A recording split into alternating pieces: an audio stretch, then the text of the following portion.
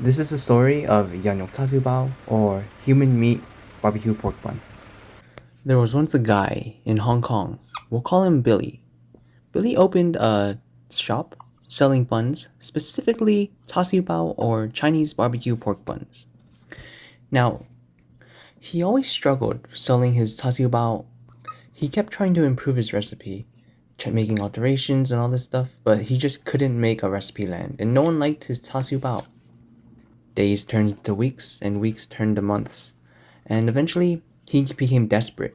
He looked for a way to increase his profit, or at least to make a little bit of extra cash, and that's when he turned to a loan shark.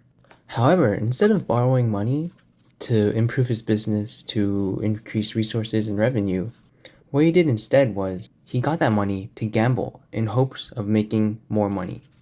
He played mahjong, and as is common with gambling, he lost it all. He lost all 20k. After losing that 20k, Billy tried his best to make his Bao sell, and no one would buy his stuff. And at that time, after failing miserably, after no one bought any of his Bao, the loan shark came back. And he demanded for his 20k back. And interest, of course. At that time, the loan shark became enraged after realizing that Billy had no chance of returning the 20k that he borrowed him.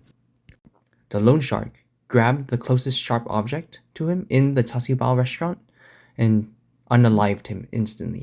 Billy's family members were also there, standing. In order to remove any witnesses, the loan shark killed them as well. At this point, the loan shark realized he had a big dilemma. He had to somehow dispose of 9-10 people, all the employees and family members of Billy. What would he do?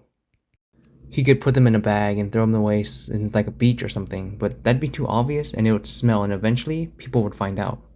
So what he did instead was something much more sinister. He took over this Tasuba restaurant and started, instead of putting pork in it, he put the remains of the victims that he killed the days before. Now something absolutely unbelievable happened. After changing the recipe, people started coming in. He got more customers, and people seemed to actually like this version of this barbecue pork bun more than the original. People seem to have a taste for human flesh. What the heck?